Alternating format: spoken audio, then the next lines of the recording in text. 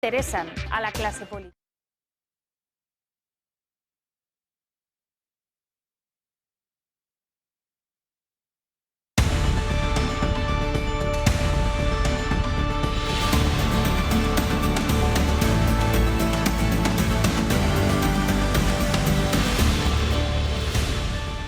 Son las 7:30 de la tarde, una hora menos en las Islas Canarias. Muy buenas tardes a todos, sean bienvenidos a la redacción abierta en el Toro Televisión, donde estamos ya dispuestos para atender nuestra obligación, que es desgranarles la actualidad.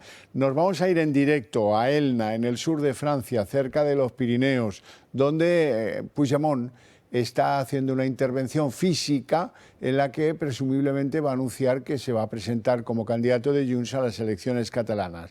Le escuchamos en directo. Moltes gràcies. M'heu espatllat la sorpresa. Bueno, los aplausos corresponden a que acaba de anunciar que se va a presentar como candidato a las elecciones de su partido en Cataluña.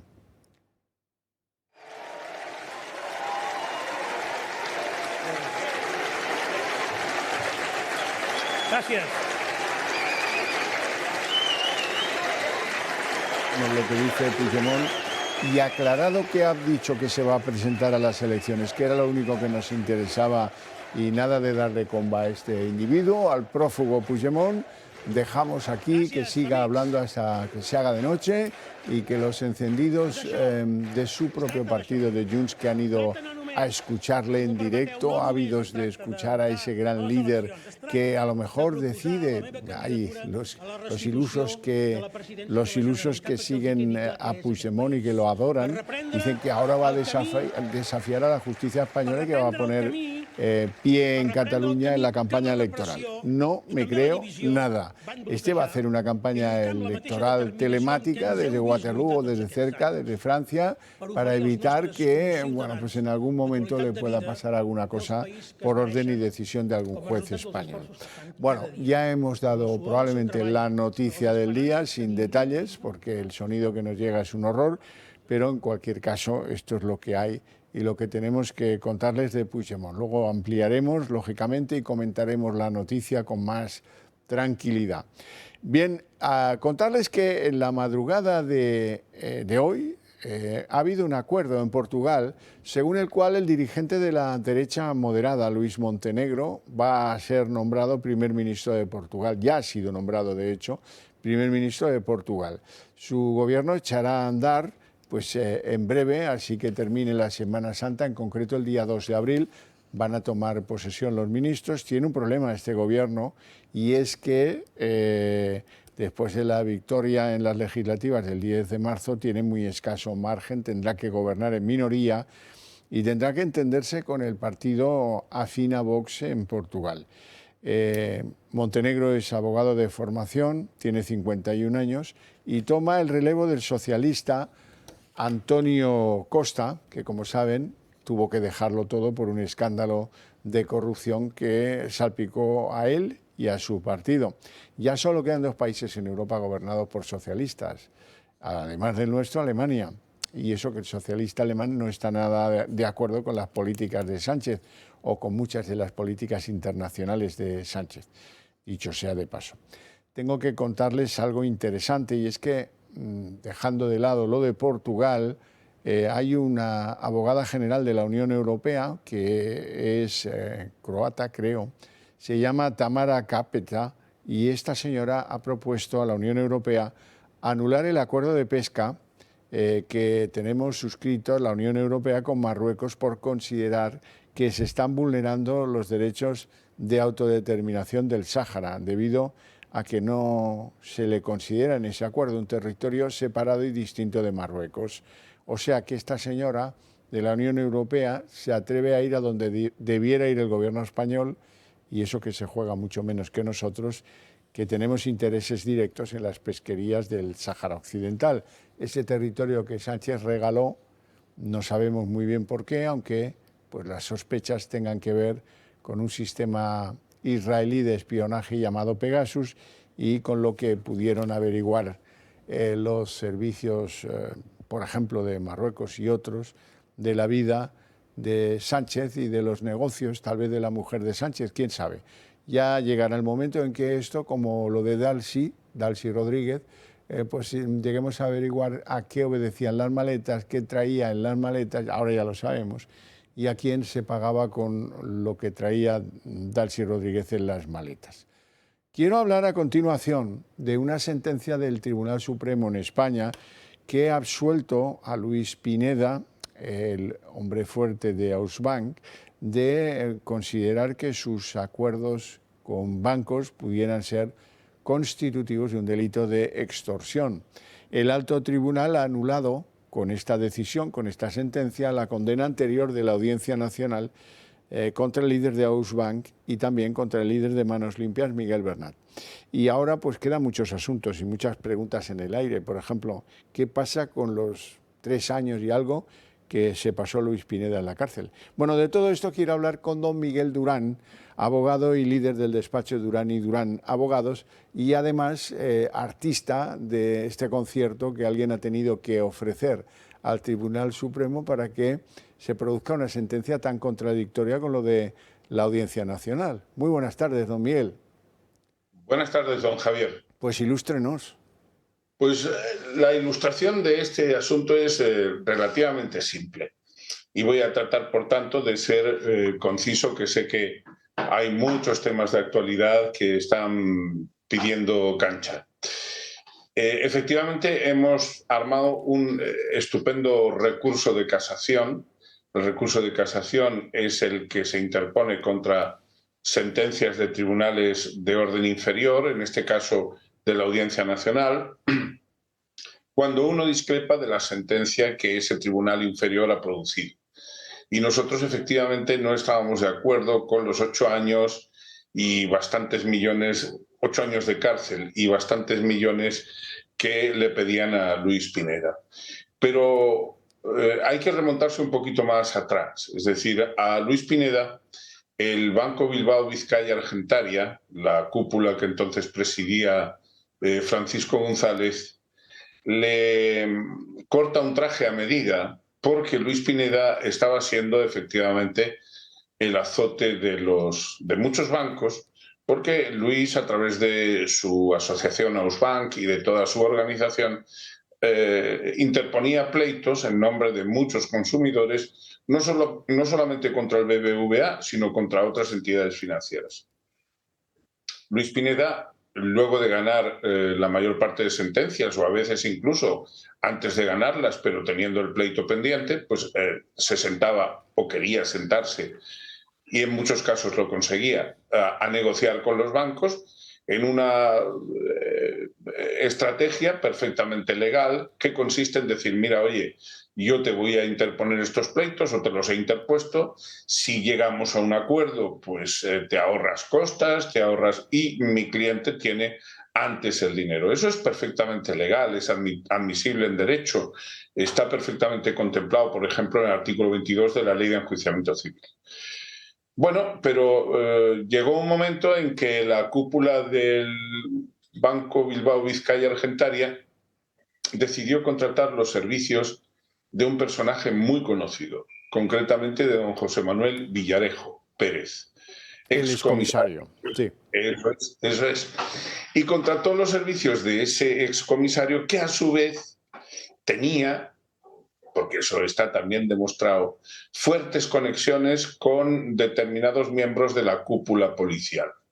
Y entre el informe, que a pesar de presentarse como anónimo, no lo era, del señor Villarejo, y las ayudas que tenía de determinados compañeros, algunos en la UDEF, pues le cortaron, como digo, ese traje. Y presentaron una denuncia ante la Fiscalía la compró, es decir, la asumió, se la mandaron, en este caso le tocó por turno al magistrado Pedraz, Santiago Pedraz, que también la asumió y decretó prisión incondicional, comunicada, contra el señor Pineda. Y además bloqueó absolutamente todas las cuentas y toda la actividad de todas las sociedades que formaban parte de la organización de Luis Pineda.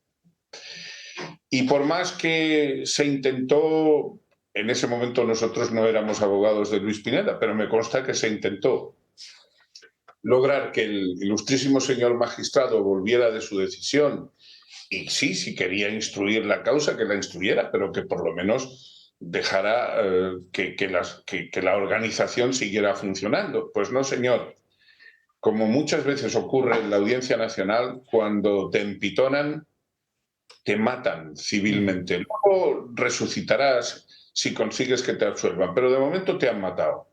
Y eso es lo que le pasó a Luis Pineda. Nosotros llegamos a ser sus abogados a partir del año 19, a partir de enero de 2019, y lo primero que yo me planteé fue que o sacaba a Luis Pineda de prisión o la defensa sería imposible. Solamente diré que las primeras veces que tuve que ir a visitarle a la cárcel de Extremera, pues desde Madrid a Extremera se tarda 1 hora y pico y de vuelta pues otra hora y pico. Y además en la cárcel con un cliente es enormemente difícil preparar cualquier defensa. Pero asumí eso, pedimos su libertad. Primero nos la concedían con una fianza de 500.000 euros, la mitad de lo que le piden hoy día a Alves, al exfutbolista. Hicimos un recurso, conseguimos rebajarlo a 200.000.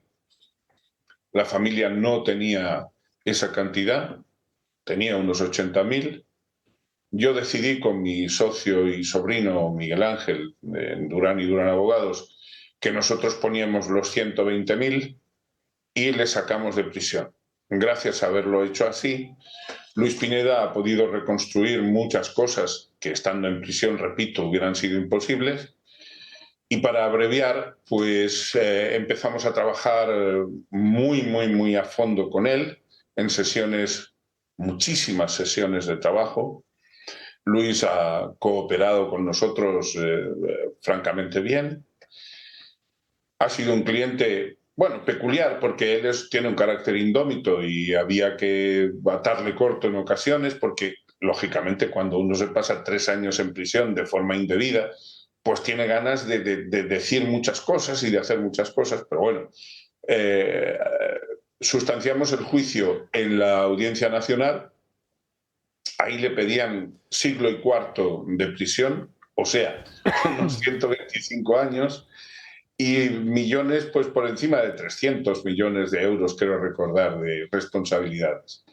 El BBVA, inmediatamente que nosotros cogimos el caso, se retiró de la condición de acusación particular, es decir, se dio cuenta de que nosotros íbamos a por la entidad porque estaba en un claro supuesto de estafa procesal. Bueno, descubrimos todas las tropelías del excomisario Villarejo. Yo sé que él se queja de que yo le retrate tanto.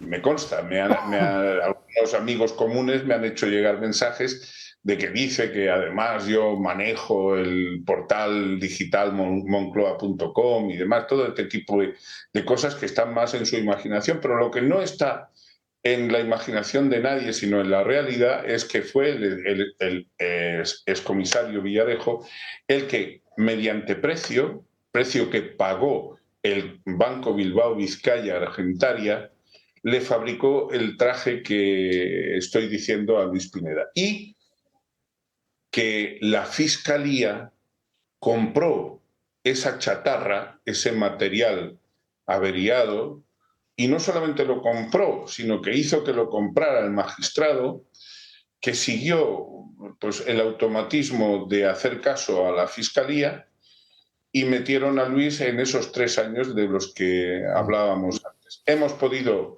rebajar sensiblemente la pena ya en la propia Audiencia Nacional del siglo y cuarto de años de prisión que le pedían, quedó en 8, y se rebajó también sustancialmente las cantidades de dinero, pero la mayor parte de las sociedades de Luis Pineda que seguían bloqueadas hemos trabajado muchísimo el recurso de casación y finalmente, pues hace unos días, el viernes pasado, el día 15 concretamente, la Sala Segunda del Tribunal Supremo, 5 de sus magistrados, pues nos han dado la razón y han absuelto absolutamente al señor Pineda, diciendo cosas tan concretas como que el delito de extorsión no es posible entenderlo como lo ha entendido la Fiscalía y como lo entendió el juez instructor, incluso como lo entendía el propio tribunal sentenciador de la audiencia, porque no es concebible que un solo hombre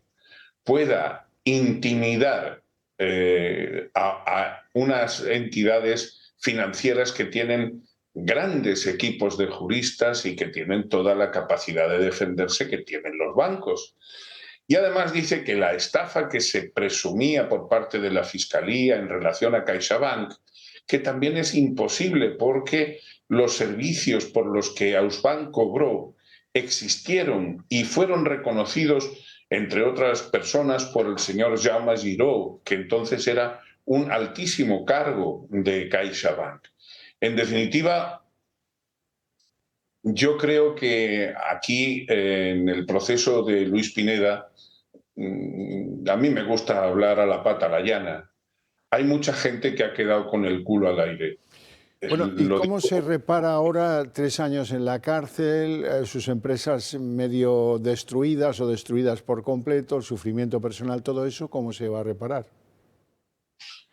Pues bueno, nosotros estamos ya trabajando con Luis Pineda en las estrategias y las acciones legales que hay que emprender para intentar paliar, porque nunca se va a poder, cuando tú estás en la cárcel indebidamente, ese tiempo de tu vida que has estado preso, eso no hay fuerza humana que te devuelva, que nada, lo único que, bueno, sí, claro, cuando sales absuelto, pues tienes la enorme satisfacción de decir, ya no me van a volver a meter en el trullo, pero los 3 años que has pasado allí, No te pues los eso, quita nadie, sí, sí. eso no te los quita, no te los puede reponer nadie. Es parte de tu vida que te han quitado, que te han robado. Porque a Luis Pineda le han robado en 2 vertientes fundamentales. Una, en la económica, por supuesto. La económica, le han destrozado su organización que tantos años y esfuerzo le costó construir.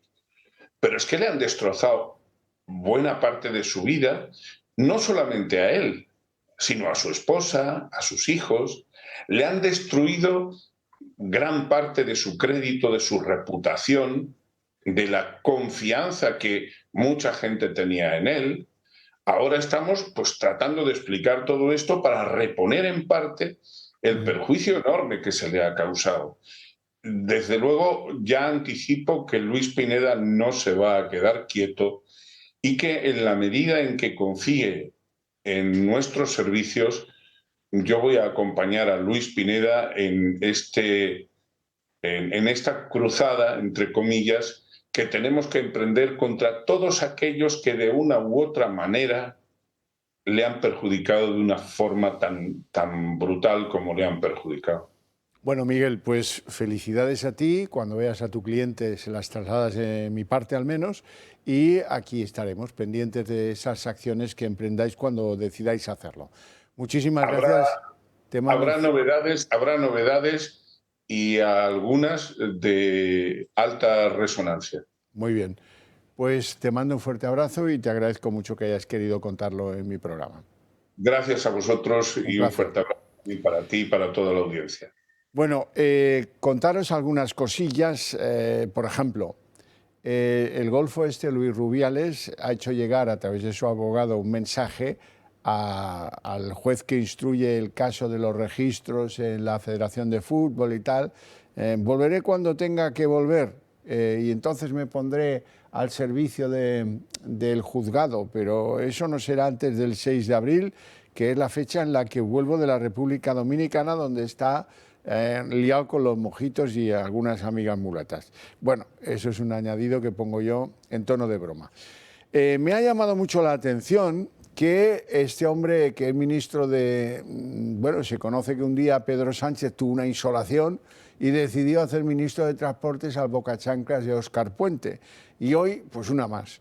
Óscar Puente dice que está enfadado porque resulta que hay competencia extranjera en la alta velocidad española y resulta que eso está perjudicando a Renfe y le han tapado la boca casi de un bofetón los de WeGo, que son franceses, y le han dicho, oiga, perdone usted, tenemos un contrato, le pagamos 1.000 millones a Renfe en 10 años por usar sus instalaciones. Y esto está amparado por la Unión Europea, ¿sabe, señor ministro de España de Transportes? Es la Unión Europea la que ha querido competencia porque Renfe, Adif, tenía unos precios en los servicios de alta velocidad que a lo mejor eran exagerados. Pero esto forma parte de esa ignorancia supina que a veces demuestra Óscar Puente. El ministro de Transportes, Óscar Puente, ha abierto una nueva polémica. Esta vez ha cargado duramente contra las compañías ferroviarias Irio y WeGo. Critica que sus bajos precios están arrastrando a Renfe a sufrir malos resultados. Es que las dos compañías que operan en nuestro mercado al margen de Renfe están perdiendo una cantidad de dinero tremenda y lo están perdiendo fundamentalmente por tirar los precios. Y eso está arrastrando también a Renfe en esos malos resultados, ¿no? Puente también ha cargado contra el país galo y se ha quejado de su falta de reciprocidad. Según el ministro, Francia pone trabas a la entrada de Renfe, mientras que la empresa pública francesa disfruta de una posición privilegiada en España. Y WeGo ha apostado claramente por el dumping de precios. Y sobre todo yo me quejo de eso, por un lado, y me quejo de la falta de reciprocidad, porque nosotros queremos entrar en Francia, entramos en Francia y todo son dificultades, todo son trabas, ¿no?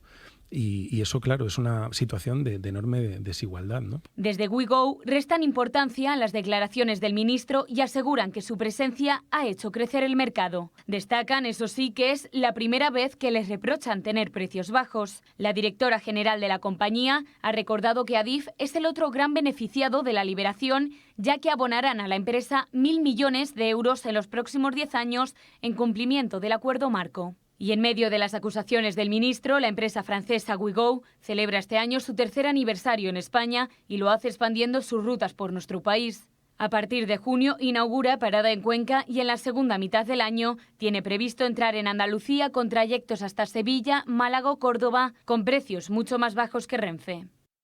Bueno, vamos a hablar un poquito de nosotros porque ya saben que les reclamamos que nos echen una mano en el sostenimiento de esta cadena de televisión que ya han elegido como fuente para nutrir sus conocimientos de lo que es noticia en España y también, porque aquí prima la libertad, porque quieren reforzar sus opiniones a través de las que nosotros exponemos en los diferentes programas. Tienen 3 maneras de ayudarnos. 2 son muy simples, son las de toda la vida. Pueden ustedes incorporarse al nutrido grupo de amigos del Club del Toro Televisión. El Club de Amigos está ahí para ustedes. Es muy fácil darse de alta, tan solo llamando al 91 616 2464 y en 5 minutos está eso resuelto. La segunda, tradicional, es el mensaje, el SMS que pueden mandarnos al... No, esto es otra cosa. El mensaje al 28088, que solo les va a costar 1,20 € y que puede llevar la palabra toro o sin ella. Con eso también nos ayudan. Y hay una nueva manera de ayudarnos, que es una donación. No sé si saben que si hipotéticamente están pensando en hacernos alguna donación, pues esto va a revertir en su beneficio, porque van a recuperar entre el 45 y el 60% de lo que decidan donarnos en la renta o en el impuesto de sociedades si quien nos dona es una persona jurídica. O sea que esto es muy ventajoso, porque casi la mitad de lo que decidan donarnos se lo va a recuperar usted, Hacienda, haciéndole pagar menos en la renta de este año 24. ¿Cómo hacer la donación? Pues sencillísimo. Recomiendo hacer una fotografía a estos números interminables que aparecen ahí, que son los de 2 cuentas corrientes, una de CaixaBank y otra de Bankinter. Y se trata de mandar una transferencia a cualquiera de esas 2 cuentas, da igual. Hay una tercera opción, que es entrar en contacto con el Club de Amigos del Toro TV, en la dirección que aparece en la tercera línea. Ahí hay una pestañita que pone donaciones, siguen ahí las instrucciones y esto es sencillísimo. Insisto, van a recuperar casi la mitad de lo que decidan donarnos a través de pagar menos impuestos a la renta, que también produce cierta felicidad, sobre todo para los que tienen que pagar mucho. Y les quiero recomendar que en el Club de Amigos tienen previsto, pero para ya después de las vacaciones de Semana Santa, para el martes 2 de abril a las 19 horas, arranca ahí el ciclo de conferencias dedicado a la salud, concretamente a la prevención de enfermedades tanto cardíacas como cerebrales, que va a venir de la mano del doctor Luis Gutiérrez Serantes. Esta es la primera conferencia, es la inaugural, se puede seguir de forma presencial también a través de online, pero ahí eso sí que reservar, tanto si es presencial como online. El primer capítulo de esta nueva serie, dedicada a la salud, estará circunscrito al colesterol y a la arterioesclerosis, que son cosas que preocupan a millones de españoles, Aquí está a su disposición el Club de Amigos, pensando en ustedes y en este caso en su salud.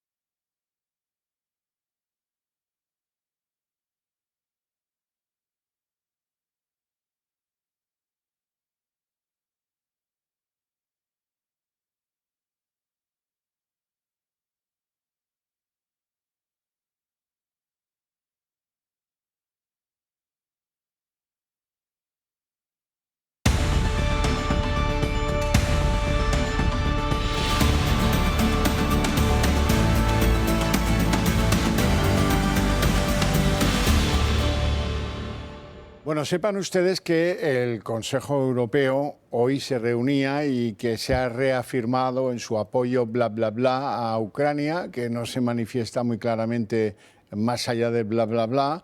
Ahí estaba Sánchez y ahí estaban otros. Y que en paralelo se está celebrando en la capital de Ucrania, en Kiev, un foro de seguridad. Se celebrará hoy y mañana Por cierto, que se ha celebrado en mitad esta madrugada de unos bombardeos sobre la capital ucraniana que han producido 14 heridos. Quiero hablar de ese foro con don Antonio López Istúriz, que ya nos acompaña aquí, que es eurodiputado del Partido Popular y secretario general de la Internacional Demócrata de Centro. Muy buenas tardes, don Antonio. Muy buenas tardes. Vamos a ver, ¿qué conclusiones saca usted? ¿Es justo que los ucranianos sientan pues que les estamos dejando un poco solos? Pues sí, creo que hay que estar en Ucrania para ver un poquito, ¿no?, la situación y comprobar que gente como nosotros, europeos, están luchando por su supervivencia y además uno, como ha mencionado muy bien en este foro de seguridad, claramente consciente de que esa lucha, esa supervivencia es por nosotros mismos, ¿no? La línea de batalla es una línea de batalla europea, porque, claro, Putin no va a parar en Ucrania, no paró en Georgia, no parará en Ucrania. La única frontera que puede respetar es la que establezca la OTAN. Es decir, porque en materia convencional la OTAN es superior al ejército ruso y sería lo único que podría frenar a Putin. Pero no por eso, y porque no sea miembro de la OTAN, podemos dejar a Ucrania tirada. Una población ucraniana profundamente. Yo no es la primera vez que vengo a Kiev. He venido en numerosas ocasiones, en otros años, con una población que salía a las calles manifestándose y derribando gobiernos porque querían, que eran prorrusos, porque querían estar con nosotros los europeos, ¿no? En fin, y bueno, pues esto es lo que uno está testimoniando aquí ahora en estos momentos, una situación difícil, como bien ha mencionado, esta noche, pues 29 o 33 misiles que han caído, en fin, son en la capital, luego ya no le cuento en la primera zona de combate, ¿no? Es decir, es una presión constante. Se habla de una ofensiva próxima, más bien de verano, por parte de las tropas rusas, porque, claro, Putin quiere dejar su marca antes de que tengan lugar las elecciones en Estados Unidos, ¿no? Que eso podría cambiar, para bien o para mal, el sentido, ¿no?, de esta guerra, ¿no? Los europeos, pase lo que pase en esas elecciones norteamericanas, tenemos que mantener, y yo lo he dicho, todas las reuniones que he tenido con gobierno y oposición, por ejemplo, de la solidaridad de la sociedad española, que estuvo por encima incluso de la clase política, tengo que decirlo, en los primeros compases, ¿no?, de este conflicto, ¿no? Y que por ahora se mantiene. Claramente la sociedad española está con el pueblo ucraniano, y eso debemos mantenerlo porque ellos necesitan muchísimo, aparte de armamento, aparte, por supuesto, de ayuda, lo que necesitan es apoyo moral, es lo que nos están pidiendo. Respecto a la guerra, ellos me lo han dicho claramente, han dicho, esta es nuestra guerra, somos nosotros los que tenemos que combatirla y alcanzar la victoria, pero necesitamos evidentemente un apoyo también moral de la sociedad europea. Sí, sí. Dígame una cosa. Putin se ha esforzado en los últimos tiempos, tal vez porque tenía elecciones, en cierto modo, en bravuconear frente a Occidente, frente a la OTAN, frente a todos los países aliados de Ucrania, diciendo que tenía armas nucleares, que estaba dispuesto a utilizarlas, etc. Esa amenaza de Putin es curioso porque en algunos países socios nuestros de la Unión Europea ha calado muy hondo, algunos incluso han decidido hacer la mili obligatoria, incorporar ahí a las mujeres, pero en España no. ¿Y eso por qué? Hombre, porque tenemos un gobierno que está en otras cosas, ¿no? Lo digo desgraciadamente. Deberíamos tener un gobierno con una fuerte implantación internacional que realmente también contase a los españoles lo que está sucediendo o prevenir a la sociedad española también de lo que nos puede venir encima. Pero claro, tenemos un gobierno más en estos momentos interesado en, ya saben, cuestiones nacionales que no voy a relatar, de todos conocidas, y en mantener cortinas de humo. Y este es un tema delicado. Yo no soy una persona, yo me he dedicado toda mi vida, ¿no?, a los asuntos internacionales y a los temas europeos. No soy consciente de que son temas muchas veces complicados y que la gente pues no lo sigue con el mismo rigor que la política nacional. Soy tremendamente respetuoso con ello.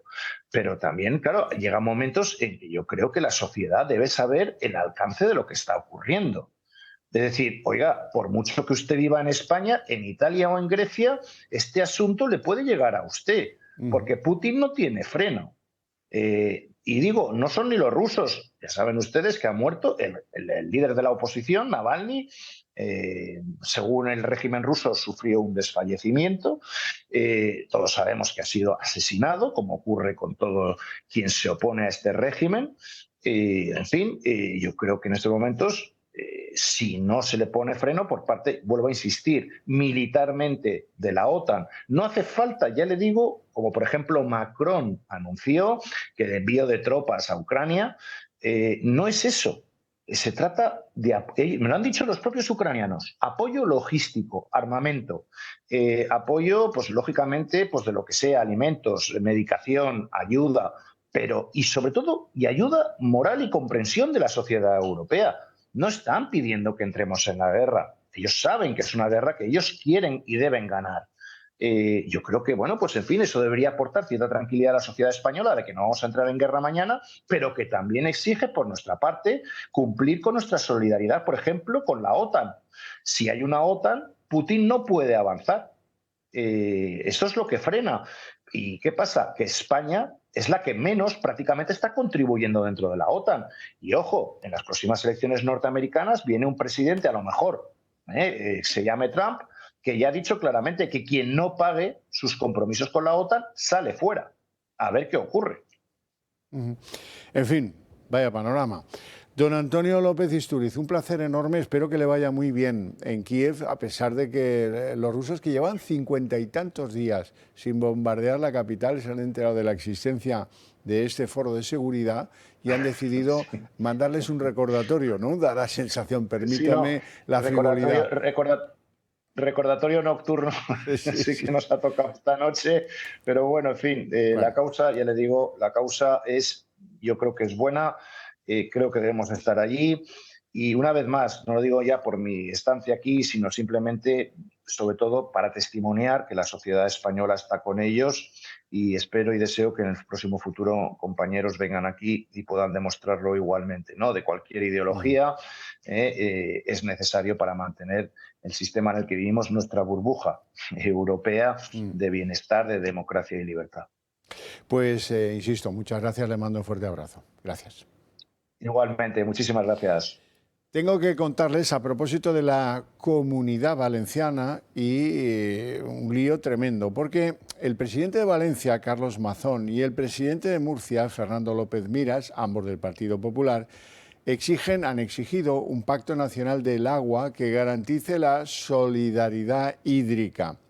Eso ha producido no poco incendio en Castilla-La Mancha, con su varón Emiliano García Paje, que se revuelve como si le hubiera inventado la bicha.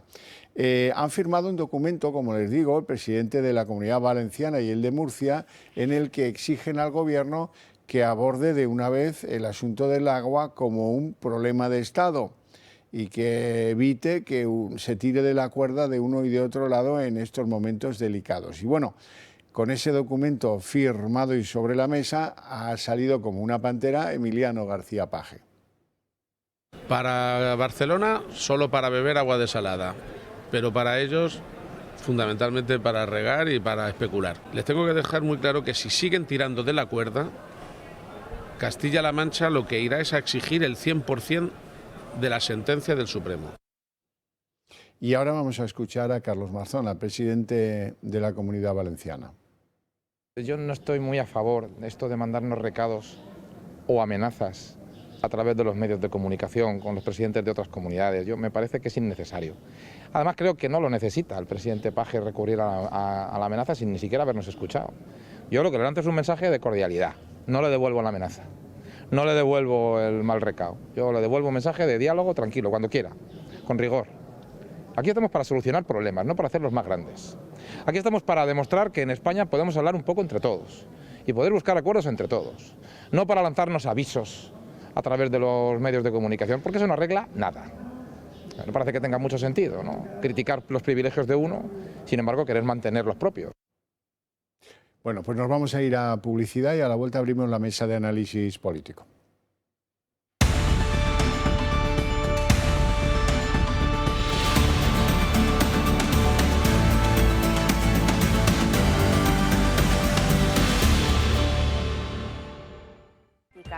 con rigor, con análisis y con conciencia social, dando voz a sus protagonistas.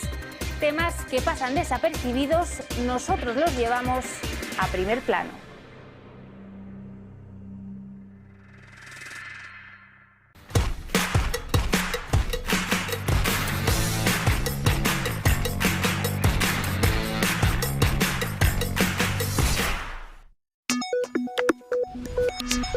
Sigue el pulso de la economía con nosotros cada día, con los mejores expertos, con rigor, con independencia. Verás como aquí lo entiendes todo.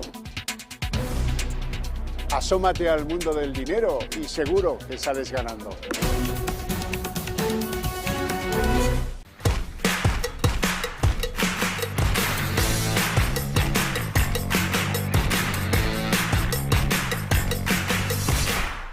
La actualidad internacional demanda que les contemos las noticias de la forma más seria posible. ¿O no? Tropiezos, confrontaciones y también alguna que otra celebración en Estados Unidos y también a su alrededor. Todos los hechos que suceden fuera de España con una mirada un pelín canalla y también con seriedad. De vez en cuando. Un repaso a todo lo que ocurre en nuestro mundo en 2 continentes.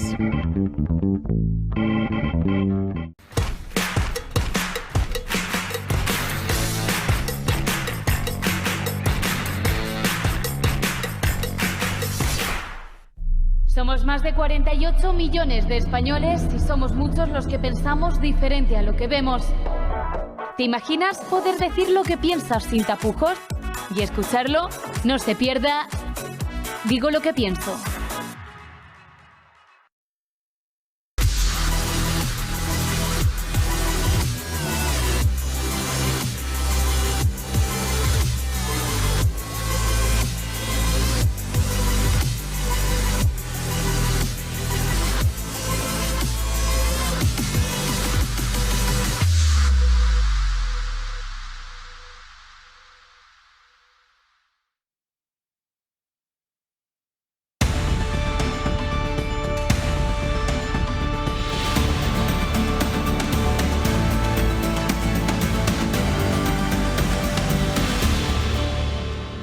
Bueno, pues son las 8 y 12 jóvenes minutos, momento en el que abrimos la mesa de análisis político, hoy acompañados de don Joaquín Robles, diputado de Vox. Muy buenas tardes, bienvenido. Buenas tardes, pues encantado de estar aquí, como siempre. Poco te prodigas en mi programa. Bueno, es que me suelen llamar para el gato más que para el tuyo. Sí. Bueno, pero no, yo encantado. Pero vamos, yo encantado porque así no tengo que trasnochar, ¿eh? Ah, eso sí que es buena idea. ¿Ves? Gente de orden, gente seria.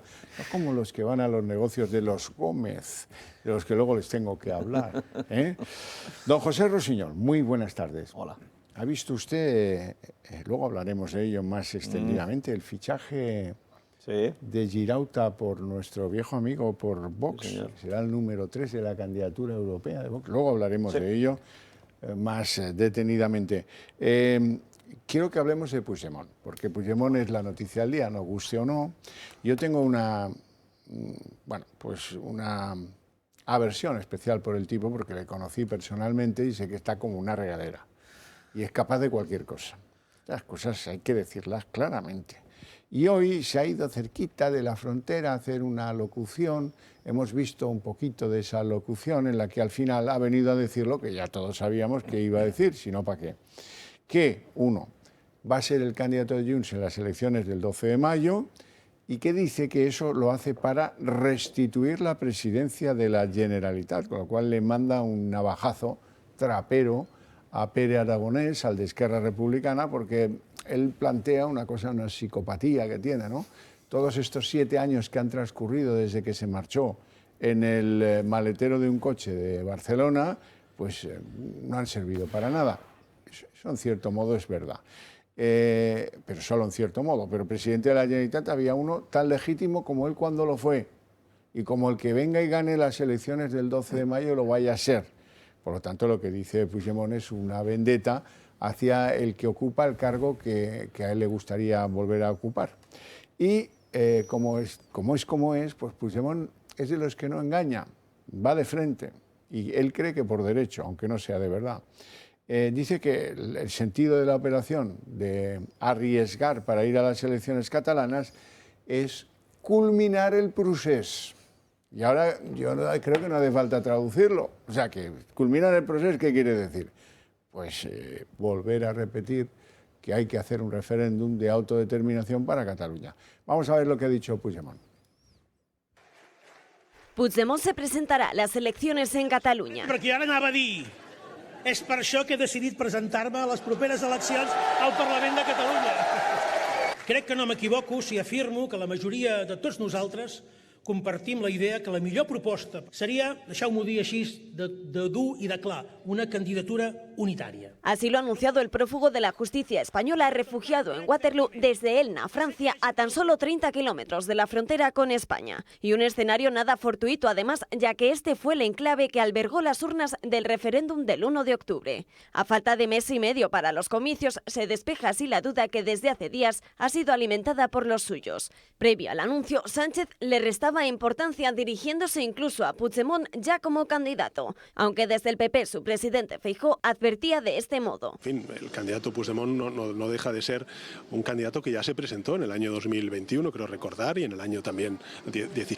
Tampoco hay novedad en él. Que un primer ministro de la Unión Europea dependa de partidos independentistas, de políticos que están buscados por la justicia española, no tiene ningún precedente en la Unión Europea. Lo cierto es que el prófugo no podrá hacer campaña, al menos de manera física, porque la ley de amnistía no ha sido publicada en el BOE, aunque sí que podría acudir al debate de investidura una vez que haya entrado en vigor la norma. El ministro para todo, Félix Bolaños, incluso lanza un órdago sobre los jueces por las garantías legales de su regreso. Él en este momento tiene una orden de detención nacional y tiene una euroorden internacional también, que son las euroórdenes y las órdenes que una vez que la ley de amnistía entre en vigor pierden su vigencia. En caso de una hipotética vuelta de Puigdemont a España, se habría ideado un riguroso plan para ensalzar su figura al estilo del expresidente también catalán Francesc Macià. El prófugo cruzaría la frontera escoltado por centenares de fieles. El objetivo, amenazar el liderazgo independentista de Esquerra Republicana de Cataluña y al propio ejecutivo de Pedro Sánchez. En caso de ser arrestado nada más pasar la frontera española, Puigdemont pasaría apenas 2 meses en la cárcel hasta que fuese vigente la norma sobre la amnistía. Bueno, pues a ver si, como dice, va a hacer campaña en las elecciones, va a pisar suelo español, se va a arriesgar a que lo entruyen, aunque sean 3 noches, si se no aguanta ni media. Pero ya lo vimos. Joaquín. Bueno, la culpa de todo ya sabemos quién la tiene, el señor Sánchez y esta trola que nos han querido meter con el asunto de que era para pacificar Cataluña. El mismo día de la aprobación de la amnistía, la que manda en el gobierno, la señora de Junts, dijo que el siguiente paso era el referéndum por la autodeterminación. Sí, ellos no engañan nunca. Y seguramente pues es una magnífica campaña electoral que vengan y lo detengan y lo metan en la cárcel, o sea que se lo dan. Pero a tanto no creo que tenga el arrojo. No, seguramente no. Pero ya digo que toda la responsabilidad de este gobierno que nos ha puesto en almoneda ante esta gente, bueno, iba a decir otra cosa, pero que es increíble cuando se habla de la corrupción, pero habrá mayor corrupción que esta. Si no hay mayor corrupción que unos individuos que han dado un golpe de Estado, que van en contra de la soberanía, que se cargan la Constitución y los tienes ahí gobernando. Es una cosa impresionante. Pero esto tiene un tinte de humillación. Por cierto, que las imágenes que veis al otro lado de la pantalla son un directo de lo que está pasando en ese acto, donde ha concluido ya las preguntas que le han querido hacer los fieles seguidores de este tío, que han ido hasta este pueblín del sur de Francia, Elna, donde todo simbolismo. Ahí guardaban las urnas para hacer el referéndum ilegal, ¿no?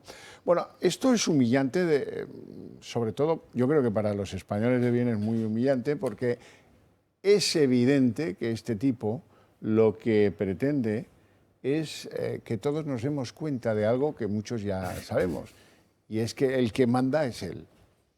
El que decide la ley, en qué términos, la ley de amnistía, y a quién tiene que proteger y desde cuándo, y todo eso ha sido él, no Sánchez. En segundo lugar, que cuando quiere tumba los presupuestos de Sánchez, por lo tanto el que manda es él. Tiene la legislatura de Sánchez así, como si fuera un muñequito, que si quiere pues va a apretar para que a Cataluña le llegue una extrafinanciación muy ventajosa, pero que nadie se llame a engaños, eso no calma. Eso acelera. Esto es un balón de oxígeno, ¿para qué? Para lo que le interesa a Puigdemont, que es la independencia. Y nada más que la independencia. Toda esta ensoñación, como tú decías, de que esto va a pacificar, no, esto es evidente que no, pero si es que además lo dicen con toda claridad. José.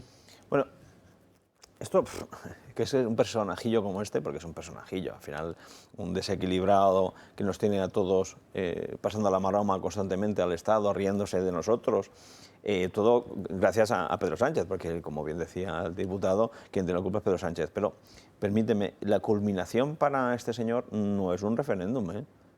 Él, acordaos, secuencia República de los 8 segundos, ¿os acordáis de esta proclamación? Y vamos a esperar que vengan autoridades internacionales a mediar para negociar ya la ruptura. Fue lo que dijo este señor, que está enloquecido, en su mente es recuperar esa Generalitat para ir a la independencia. Olvidémonos de referéndums y nada por el estilo. Su objetivo es volver a proclamar la República y esta vez no de 8 segundos. El problema que tenemos es que Pedro Sánchez ha desarmado el Estado, lo ha desarmado. Gracias a Dios que todavía tenemos parte de la justicia que bloquea este tipo de actuaciones, pero el problema que tenemos es exactamente este. Y después el recadito a Esquerra Republicana es: vamos a hacer una lista unitaria. No, así tonto no es tampoco, las cosas como son. Bueno, eso ya sabemos todos que no va a prosperar, o sea que no merece mucho más comentario. Bueno, hoy, además de todo esto, resulta que esto se esperaba, no ha sido sorpresa, pero el Consejo General del Poder Judicial ha emitido un informe en el que avala que la ley de amnistía es pues inconstitucional. Vamos a verlo. Por 9 votos a favor y 5 en contra, el Consejo General del Poder Judicial ha aprobado un nuevo informe contrario a la ley de amnistía. En su dictamen, elaborado por el conservador Wenceslao Olia, se advierte de que la norma analizada no tiene encaje dentro de la Carta Magna, argumentando que si bien la Constitución prohíbe los indultos generales, más aún una medida como lo es la amnistía. En el informe, que no es vinculante, avisa incluso de la quiebra institucional que la ley puede suponer para el Estado de Derecho al vulnerar los principios de igualdad y la separación de poderes. Y recuerda que ni la doctrina del Constitucional ni la jurisprudencia del Supremo permiten concluir que la amnistía esté reconocida en nuestro derecho. El pasado 13 de diciembre, la comisión del máximo órgano de gobierno de los jueces pidió a los vocales la realización de este informe después de que lo solicitara la mayoría absoluta del PP en el Senado. En concreto, fueron los encargados de redactar el informe los vocales Wenceslao Olia, del ala conservadora, y la progresista Mar Cabrejas. No obstante, el presidente del Consejo, Vicente Guilarte, ha votado en blanco, justificando su decisión en que mantiene su acuerdo con varios puntos de ambos informes. Y por más que alarmantes estén siendo las advertencias a la ley de amnistía, en todo caso, la norma saldrá adelante. Como han oído, el informe no es vinculante, pero bueno, es otro más que viene a abonar las tesis de unos señores que, teóricamente al menos, saben de leyes. Sí, pero va a dar exactamente igual. ¿Ya? Va a dar exactamente igual. Lo que es también tremendo es que se promulgue una ley de amnistía para que un señor gobierne.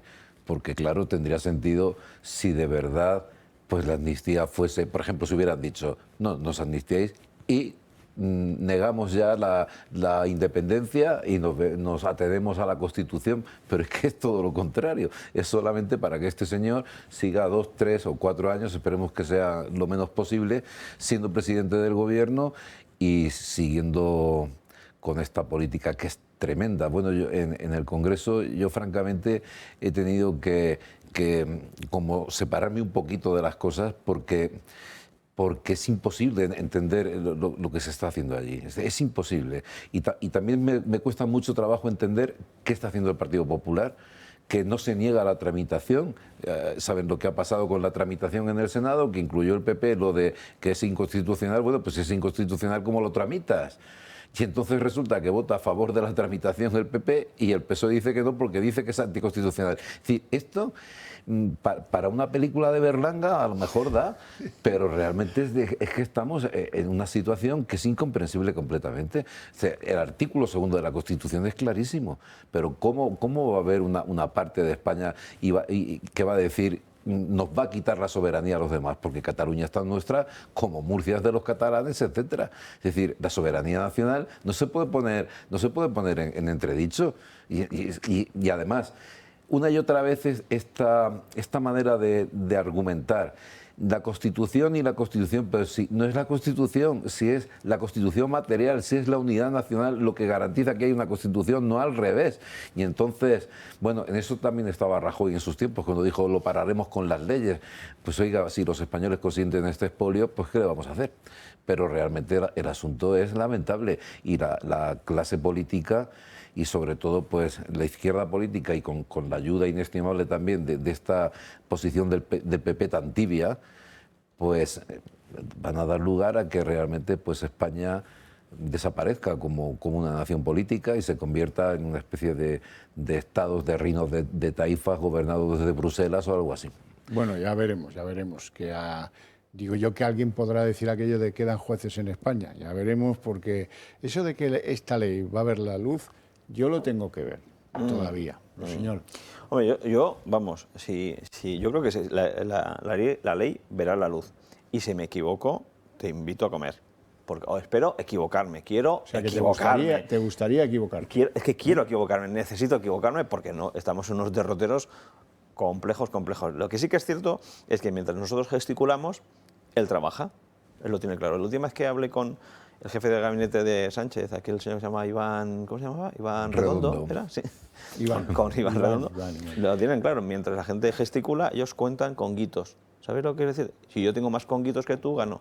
Es la partida. Es que nos hemos basado en el juego más zafio del poder. No importa la ética, no importa la nación, no importa la soberanía, no importa la ciudadanía, no importa nada. Porque también es cierto, no sé si estáis viendo ahora la campaña contra los medios de comunicación libres. Vosotros ya hace años, pero han hecho unas campañas contra...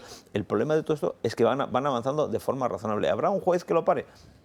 Puede ser, pero la gran oportunidad, y en esto los partidos de la oposición tienen mucho que ver, es que ha habido un momento que Pedro Sánchez ha hecho un equilibrio inestable, que es el Frankenstein 2.0, y ahora hay una inestabilidad sin equilibrio por las elecciones.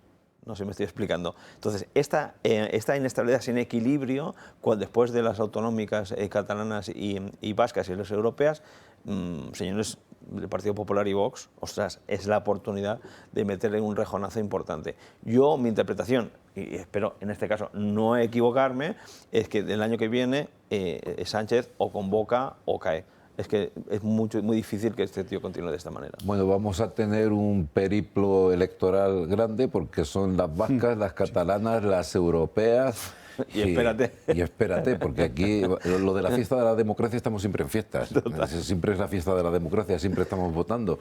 Y entonces el voto además parece que hay, bueno, esto es una tesis de mi compañero José María Sánchez, que hay una dualidad ahí y que no se mueven las cifras, ¿eh? No. Desde 2019 está el mito de las dos Españas. Yo creo que hay más de dos Españas, porque tampoco hay unidad interna entre los dos supuestos bloques, ¿no? Porque realmente el PP busca desmarcarse cada vez más de Vox y para alcanzar un centro político y a ver si algún socialista le vota y no sé qué.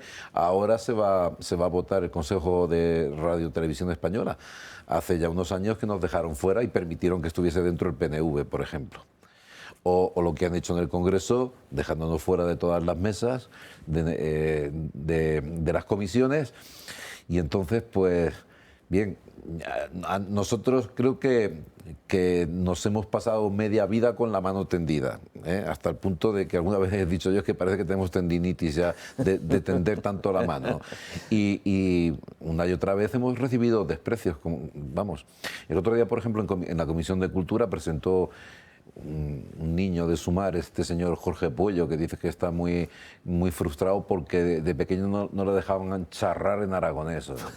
Imagínate tú el nivel del personaje. Y presentaron una moción contra la censura en los ayuntamientos del PP y Vox. Llamaban censura a que un concejal que ha entrado ahora después de las elecciones municipales pues quita la programación que había antes del PSOE en los ayuntamientos. Bueno, pues el PP votó a favor. Yo les dije, bueno, pero ¿esto qué es? Y dice, estrategia. Pues estrategia suicida. No sé dónde le va a llevar esa estrategia. Entonces, hace falta una respuesta contundente. A este gobierno, nada. Ni sentarse a negociar, ni el Consejo General del Poder Judicial, ni absolutamente nada. Es decir, una oposición frontal. Pero es que parece que algunos están empeñados en que quien sobra aquí es Vox y que hay que volver al bipartidismo y que... Pero bueno, pero si esto ha sido consecuencia del bipartidismo, si todas las ventajas que han obtenido los separatistas ha sido porque tanto PP como el PSOE, cuando les han necesitado, pues han acudido a ellos. Entregaron la cabeza de Vidal Quadras, acuérdese, el infame pacto del Majestic, el Partido Popular, y después el PSOE una y otra vez pactando con esta gente. Y entonces, bueno, les importa más el poder, la red clientelar, les importa mucho más que la unidad nacional. Y así no podemos ir a ningún sitio. Bueno, hay un cínico, yo propongo a ese tipo como, no sé si en los Goyas dan un premio al cínico del año, pero desde luego este lo merecería. Emiliano García Paje, hoy tocaba y dice que el problema es que hay muy malos boxeadores en el Congreso y que desde luego qué malos son estos tíos que se pasan la Constitución por el forro. Vamos a escucharlo. Francamente muy mal. Es toda una permanente pelea de malos boxeadores y sinceramente no conduce a ningún sitio. Es la expresión de que realmente esta es una etapa de absoluto caos político. El problema no es que haya independentistas, el problema es que se pasan la Constitución, el ordenamiento y los derechos del resto de los españoles por el forro, y eso es lo que no se puede consentir. Vale, carita guapa. ¿Y tú qué haces con tus 8 diputados que tienes de Castilla-La Mancha? ¿Les has dado alguna orden? ¿Absteneros el día del debate de la ley de amnistía? ¿O votar en contra, si tan mal te parece, si es pasarse por el forro de la Constitución? Porque es que alguien puede deducir de esto responsabilidades algún día, porque a sabiendas has votado lo contrario y has hecho que los tuyos votaran lo contrario en el Congreso. Ahí lo dejo, varón manchego, pero hostia, que... Perdón, no debiera haber dicho esa palabra. ¿Lo de varón o cuál? No, lo otro antes. Vale. Déjalo. Digo, para tener claro la palabra inadecuada. Es que el cínico me pone muy de los nervios. Sí, porque al final es una estrategia que le da muchos votos en su comunidad autónoma, gesticula, como decíamos antes, saca votos, continúa como presidente y va tirando para adelante y le importa lo que pasa en el Congreso más allá de su propio interés. ¿Por qué no pide libertad de voto? Por conciencia, en la honestidad, porque no lo pide. Porque no pide voto secreto para esta libertad de conciencia a todos los diputados del Partido Socialista, porque no lo hace. Fíjate, yo no digo que digan que no, yo no pido eso, fíjate. No estamos así de exigentes y somos generosos. Que pida libertad de conciencia, que diga que cada uno de estos diputados que representan la soberanía nacional, que voten en conciencia sabiendas que están destruyendo la soberanía nacional. Que lo hagan, ¿por qué no? Yo creo que además hay una derivada del asunto, y es que él está como los buitres, esperando a ver si cae el otro y entonces el presentarse como el constitucionalista. Como Salvador. Efectivamente, los diputados de Castilla-La Mancha votan lo que tienen que votar, lo que dice el líder del partido, Pedro Sánchez, no Paje, y una y otra vez. Y luego se quejan. Alguna vez he escuchado yo a alguno que otro de Castilla-La Mancha quejarse y decir que está hasta las narices y no sé qué, pero en Petit Comité además siempre te advierten, pero si dices que lo he dicho yo, lo negaré. Claro. Es que, claro, el problema es que la política española está compuesta por gente que es profesional de la política y entonces lo primero es que no te falte el sueldo a final de mes y entonces pues de lo que haga falta, que oye, que hay que votar en contra de la unidad nacional, pues se vota, que hay que votar a favor del independentismo catalán, pues se vota, lo que haga falta. Coño, si han rehabilitado a Bildu. Sí. Sin mayor corrupción que esa, rehabilitar a Bildu, que encima cuando cogen la palabra ahí en las Cortes parece que son amigos de la humanidad, que es una cosa, dan lecciones de ética los de Bildu, es una cosa impresionante. Y cuando vuelven a Castilla-La Mancha dicen aquello de, uy, qué cosas tengo que votar para llevar un plato caliente a casa, ¿no? Sí. Esa es la cosa. Sí. Bueno, vamos a hablar de algo un poco más divertido. Las andanzas de Begoña Gómez, un secreto a voces, resulta que, por un lado, así que desapareció de esto de Africa Center, Air Europa dejó de dar billetes para que se alimentara la cosa aquella, porque claro, si daban billetes era porque estaba ella allí. ¿Qué querían entonces? ¿Influir sobre quién? Ella estaba allí como directora de algo, ni siquiera siendo licenciada, dirigía una cátedra del Instituto de Empresa. ¿Por qué? Por su valía, por su temple, porque es la mujer de quien es, ¿no? Y no hay un conflicto de intereses, hay una docena seguidos, encarrilados, uno detrás del otro. Y bueno, ya puestos en la maldad, pues resulta que hoy lo publica The Objective. Yo no sé si es muy Objective, tú tienes Relación, tú escribes ahí, ¿no? Ahí escribo. Yo no sé si son muy objectives o menos objectives, pero han sacado un tema divertido. Y es que hay un club que cerró después de detener a Koldo, qué curioso, que está relacionado con la familia de Begoña, que tiene un amplio historial. Cuando digo club, ya me entendéis lo que quiero decir, digo, pues un sitio de alterne, cerca del Bernabéu, ¿no? Pero es que el padre de Begoña se dedicaba profesionalmente a eso, era dueño de una serie de clubs de alterne y saunas gays, una muy cerquita de Ferraz. Y el tío también se dedica a eso, el hermano del padre también se dedica a eso. Hay quien dice, yo no lo sé, pero hay quien dice que cuando al yerno le hicieron secretario general del PSOE, el suegro se deshizo de los clubs y se los transfirió al hermano. Yo no sé si esto es así o no. Lo que está muy gracioso es que de repente, así que cae Koldo, cierra el club. Y eso huele fatal. Vamos a verlo. El cierre de un club de alterne 2 días después de estallar el caso Koldo vuelve a situar a la mujer de Pedro Sánchez en el foco de todas las miradas. El local está situado en la Castellana, cerca del Santiago Bernabéu, y según señala The Objective, echó el cierre el pasado 23 de febrero, tan solo 2 días después de que fueran detenidos los principales cabecillas de la trama. Ahora se alquila por 15.000 euros al mes. Lo llamativo de todo esto es que hasta principios de la pasada década era el tío de Begoña Gómez quien regentaba el local, que por cierto no fue el único club que tuvo la familia de Begoña Gómez. Y todo ello sale a la luz cuando aún está reciente la presunta implicación de Gómez en el rescate de Air Europa. Es más, en las últimas horas hemos conocido que Globalia dejó de gastar en el Africa Center tras la salida de la mujer de Pedro Sánchez. Según Voz Populi, el gasto en patrocinios a través de Guacalúa, la empresa fantasma de Globalia con la que se pagaban patrocinios, pasó de invertir 191.000 euros en 2021 a tan solo 2.000 euros en 2022, año en el que se fue la mujer del presidente. Y atención, porque dentro de estos gastos de patrocinio, el gasto en servicios profesionales se desplomó de 159.126 euros en 2021 a 0 euros en 2022. Si echamos la vista atrás, los desequilibrios en las cuentas de Guacalúa se han mantenido en el tiempo. En 2019 facturó 50.000 euros y se gastó en publicidad 200.000 euros. En 2020, más de lo mismo. Guacalúa gastó 284.000 euros y únicamente ingresó 180.000. Y a todo ello hay que añadir que hasta 2022 no tuvo ningún empleado. Las cuentas de la Fundación IE también son reveladoras. Incrementó sus ingresos un 33% entre 2019 y 2022 tras el fichaje de la mujer del presidente. Unos negocios de Begoña Gómez que podrían ser investigados por el Parlamento si finalmente prospera la iniciativa del PP para poner en marcha una comisión específica. Bueno, a ver, recapitulemos. Por si alguien, es que a la gente joven le llama las cosas de forma inapropiada. He tenido una discusión en la redacción con alguien que me decía, bueno, eso debe ser una whiskería. ¿Cómo una whiskería? Un respeto por los whisky, yo no bebo, pero un respeto por los whisky no es una whiskería. ¿Queréis ver la foto de nuevo? Para que, si queréis, discutimos a propósito del tema, pero ahí se ve clarísimo, gracias a esta fotografía que publicaba hoy The Objective, que siendo Objective han hecho las cosas muy bien, porque la foto lo dice todo. Si fuera un bar donde dan masajes, diría bar con masajes, pero no, dice masajes y bar. O sea que lo importante es los masajes que se dan, luego si acaso te tomas un quinto, una cervecilla ahí.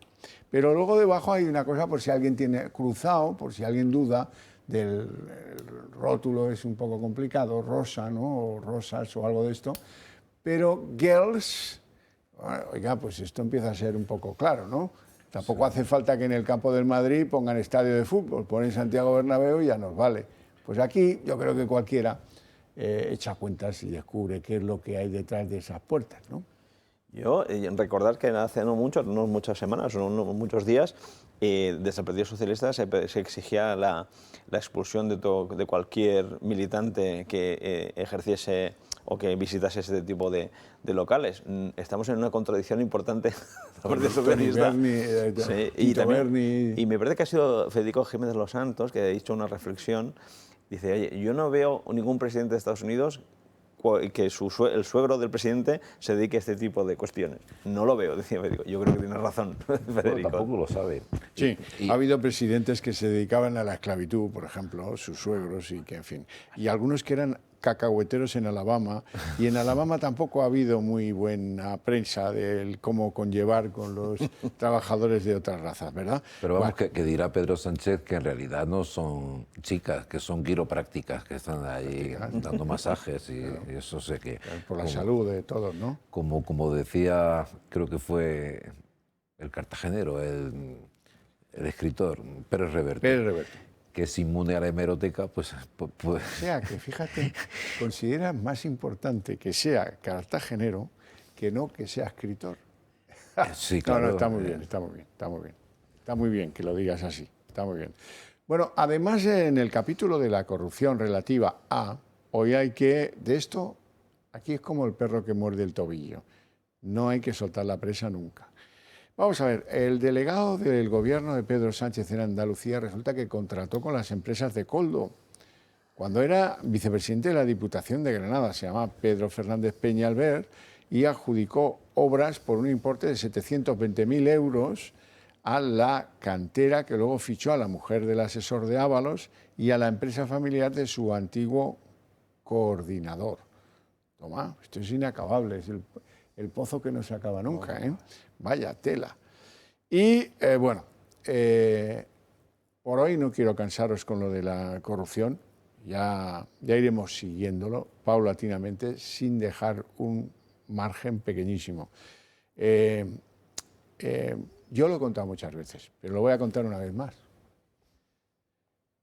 El padre de esta chica, de Lady África, se llama Begoña Gómez. El padre se llama, porque vive, Sabiniano Gómez.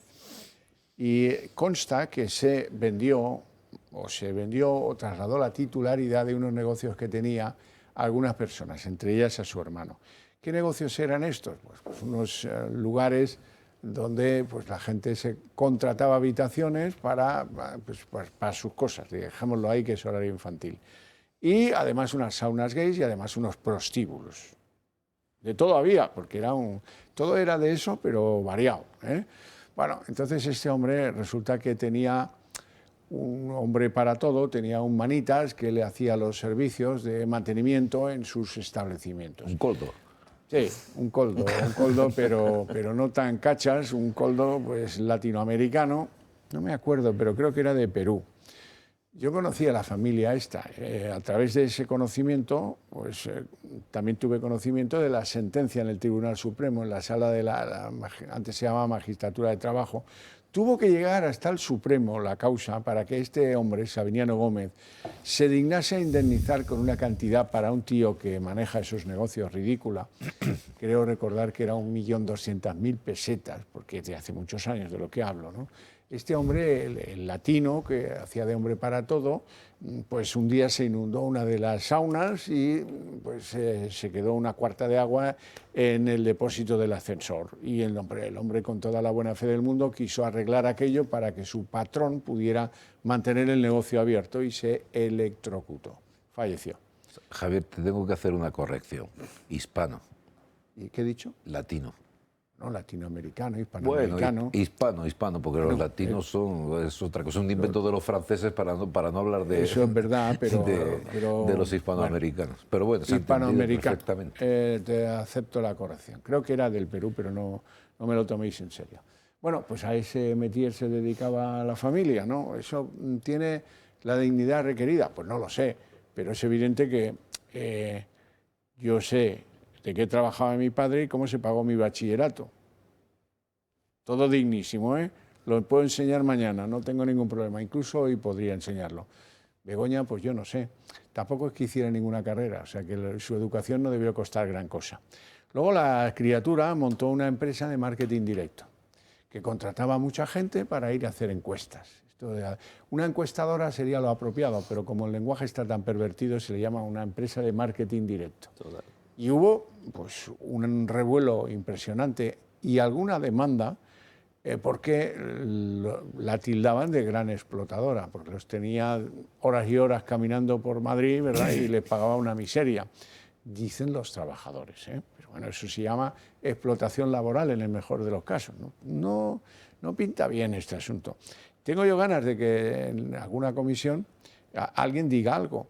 no será Feijóo. Ya lo sé que no será Feijóo, porque a Feijóo lo vi el otro día, no sé si en el Congreso, que se puso bravo y dijo que habría una comisión en el Congreso y si hacía falta irían a los tribunales los del PP con el asunto de los negocios de la mujer del presidente, a la que Feijóo llama su entorno más cercano. Sí. Porque no se atreve a decir Begoña Gómez. Pero bueno, ¿esto qué es? Y en una intervención de un diputado del PP, no me acuerdo del nombre. Da igual. Se puso hecha una fiera a la ministra de Igualdad porque había hombre, mencionado sí, a la mujer del presidente. Redondo, sí, Redondo se puso y dijo, no es posible, no puede ser. Y gritando como una posesa. Sí, me recordó a la niña de Carrie, de la película. Sí, y yo creo que eso tiene una doble lectura y es que realmente el asunto les pone muy nerviosos. Están un poco, sí. Tal vez, ya me alegra oírlo. Bueno, hoy hemos visto algo que es un salto cualitativo muy importante y ahora me voy a referir al caso Ayuso, porque aquí se habla de todos y de todo. Y naturalmente, y ya me lo habéis oído decir muchas veces, Ayuso está mal asesorada, se explicó fatal, confundió las churras con las merinas y se ha metido en un lío tremendo. Y los otros, que de esto de ensuciar, de embarrar y de marranear saben muchísimo y son muy buenos haciéndolo. Pues la han embarcado aquí en una aventura. No hay socialista que te encuentres por los pasillos del Congreso que cuando le dices buenas tardes no te conteste Ayuso dimisión, porque es para todos. No hay ministro de este gobierno. Podíamos hacer un recuento y tardaríamos horas en escucharlos a todos. Pero hoy el líder, el macho alfa de la manada, Pedro Sánchez, creo que ha patinado bastante. Ha subido un escalón de las críticas o de las peticiones de dimisión a Isabel Díaz Ayuso. Fíjense en lo que dice Sánchez y luego lo comentamos. Se queda en el ataque personal, que tienen dos justificaciones, a mi juicio. La primera, para no asumir una responsabilidad que tiene en primera persona como presidente del Partido Popular, y es exigir las responsabilidades políticas que a día de hoy aún no ha exigido a la presidenta de la Comunidad de Madrid por un escándalo de corrupción que le afecta a ella personalmente. Sí, ojo, cuidado con las palabras, ¿eh? Si dices que el escándalo de corrupción le afecta a ella personalmente, estás imputándole un delito. No sé si te lo habrán dicho, tienes 600 tíos en la Moncloa de asesores, ¿para qué te sirven? Hombre, eso no puede decirlo un presidente del gobierno de un país sensato, porque es una acusación muy seria. A quien afecta personalmente el lío de Hacienda y tal es a la pareja. A ella, pues las explicaciones pues fueron muy malas, su responsabilidad política en ellas, bien, bueno, pues diga usted lo que quiera, pero no puede imputarle por lo que llevamos conocido, no puede, a lo mejor es que Sánchez sabe algo más que no sabemos nosotros, pero pues esto... no sé lo que sabe, pero teniendo en cuenta que el kiosquero este de Podemos le ha acusado de asesinar a 7.000 ancianos, pues que ya tiene tela la cosa. El kiosquero de Podemos. O sea, esto de Sánchez se queda casi en una broma juvenil, porque acusarle del asesinato como si los ancianos solamente hubieran fallecido en Madrid, en fin. Ha disparado el gatillo y no sé cuántas cosas. Sí, bueno, es tremendo. Pero tiene que ver es la respuesta acción-reacción, ¿no? Como están hasta el cuello por la corrupción del Tito Berni, del Coldo, de Ábalos, que Ábalos se ha ido al grupo mixto porque le apetecía, por lo visto. Bueno, y entonces pues han puesto a toda marcha el asunto y han lanzado esta cortina de humo sobre Ayuso, que no sé en lo que terminará. Pero esto de la política... En las sesiones de control lo que vemos es una y otra vez la falacia conocida de que tú más, no, y tú más, bueno, pues los dos, pero aclárense. O sea, aquí la discusión es quién es más corrupto, el Partido Popular, que si la Gürtel, que si o los otros con los seres, Coldo y el otro y tal. Coldo, Ayuso, y así estamos. Esto es... Pues fijaos, en las declaraciones de nuestro presidente, don Pedro Sánchez, se le ve un nerviosismo tremendo, no solo en lo que dice, sino en su lenguaje no verbal. No sé si os habéis dado cuenta, incluso cuando hilvana, ¿sabes?, sus oraciones, se le nota que le cuesta, ¿sabes? Necesita algo porque está muy nervioso. Pero mi interpretación del por qué el ataque a Ayuso, estoy totalmente de acuerdo con una parte de lo que decías, de que intentan tapar como sea sus episodios de corrupción. Hay que recordar que es un episodio de corrupción en el peor momento de este país en decenios, que fue durante la pandemia. Ojito que esto Esto embrutece aún más lo que es la corrupción si cabe.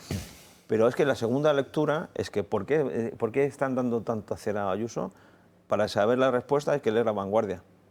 La Vanguardia sale como Lo País todos los días hablando de Ayuso. ¿Por qué? Porque Ayuso en Cataluña es una buena tensadora del electorado socialista para que se movilice.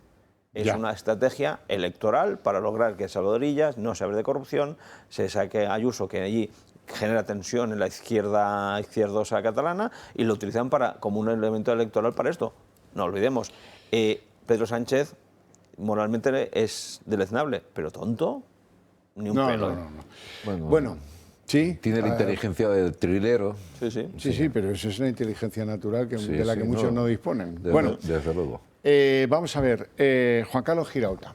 Será el número 3 de las listas de Vox al Parlamento Europeo. Girauta desapareció de la vida política hace ya algunos años, después de los devastadores resultados de Ciudadanos, formación hasta la que perteneció hasta que se marchó de ella en el año 2020, después del fracaso en 2019 de los súbditos de Albert Rivera.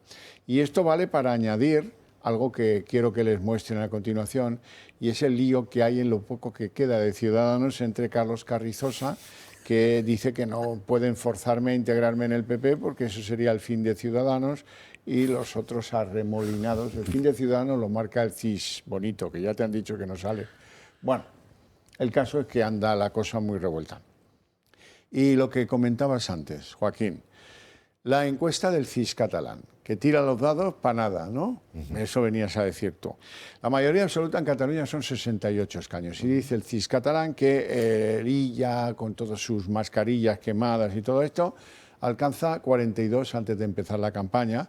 Probablemente aumente la expectativa electoral de Junts, pero en cualquier caso la segunda fuerza sería Esquerra, con 32 diputados, la tercera fuerza Junts con 29, con expectativa a mejorar un poquillo. El Partido Popular dice que obtendría 13 diputados, lo mismo que le da el barómetro catalán a Vox. Los comunes también tendrían 13 diputados y, pues las CUPs bastante menos, 10, y Ciudadanos se quedaría fuera del Parlamento catalán.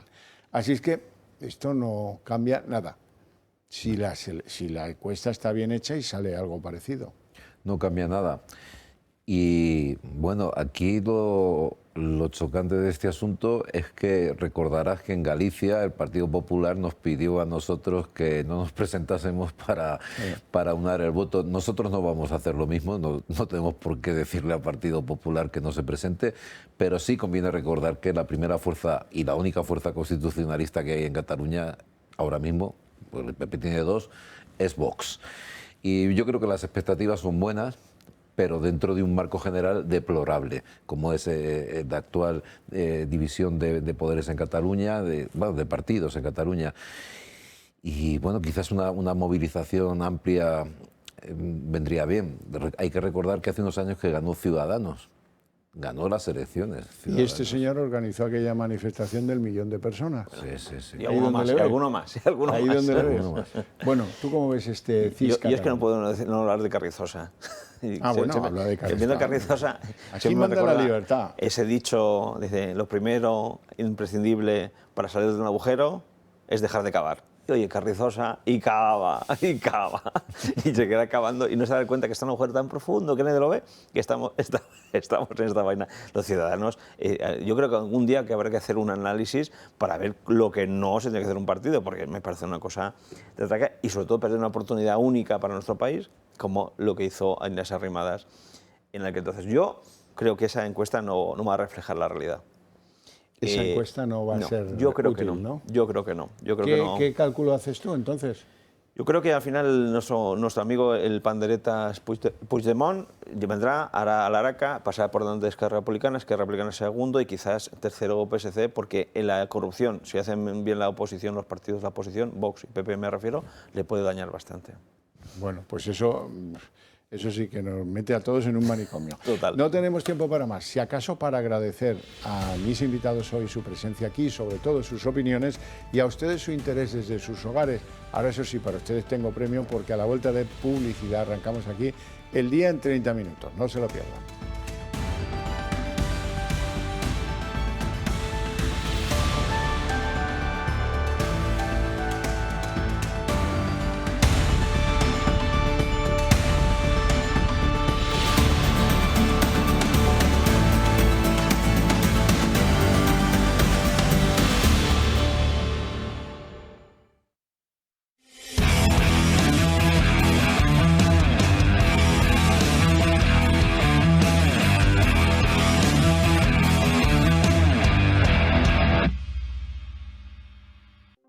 Información, historia e investigación a través de los datos. Ponemos la lupa sobre diversos temas que afectan a la sociedad y que no siempre se encuentran en las portadas de los medios de comunicación, ya sea ciencia, política, tecnología o problemas sociales. Siempre con las cifras en la mano. Arrancamos.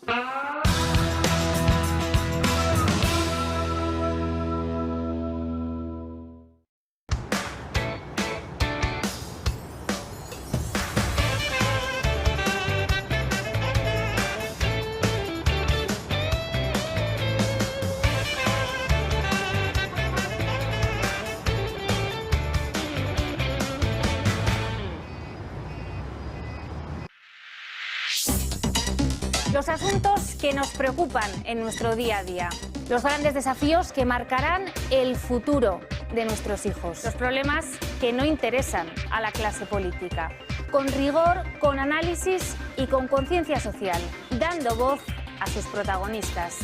Temas que pasan desapercibidos, nosotros los llevamos a primer plano.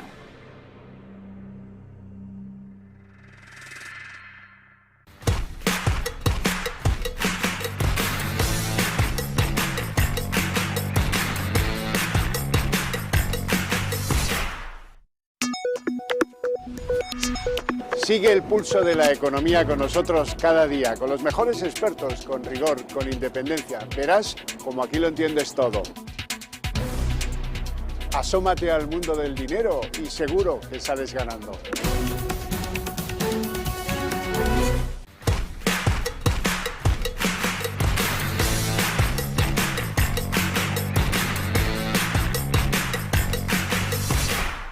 La actualidad internacional demanda que les contemos las noticias de la forma más seria posible.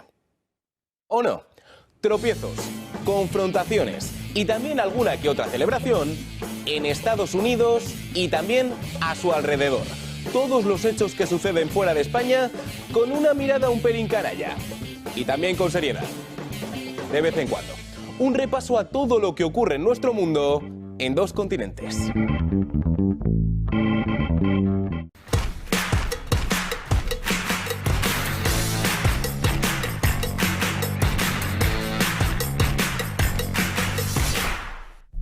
Somos más de 48 millones de españoles y somos muchos los que pensamos diferente a lo que vemos. ¿Te imaginas poder decir lo que piensas sin tapujos? Y escucharlo, no se pierda. Digo lo que pienso.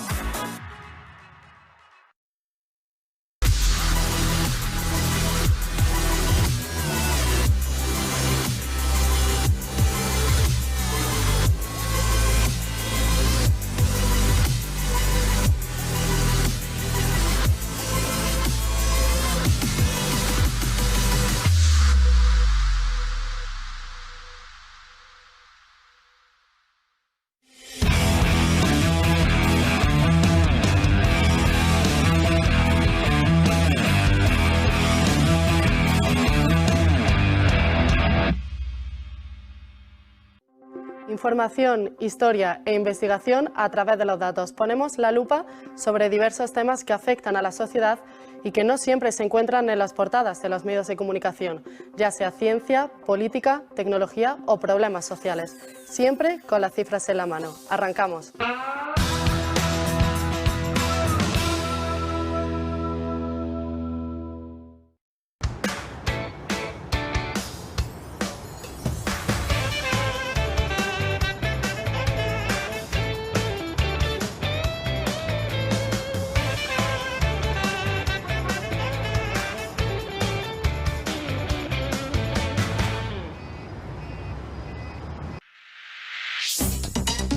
Los asuntos que nos preocupan en nuestro día a día, los grandes desafíos que marcarán el futuro de nuestros hijos, los problemas que no interesan a la clase política. Con rigor, con análisis y con conciencia social, dando voz a sus protagonistas.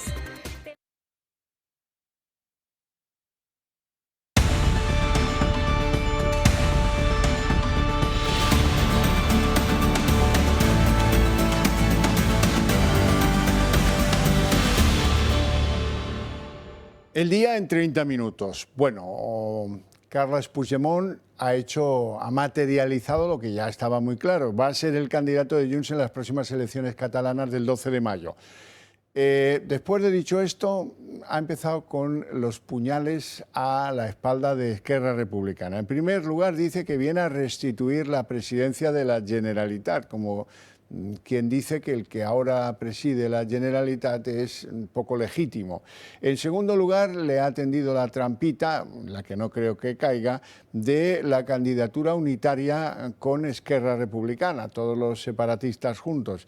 Y lo más importante de todos, si alguno tenía alguna duda, resulta que dice que ahora él pide ser presidente de la Generalitat para culminar el procés que está inacabado.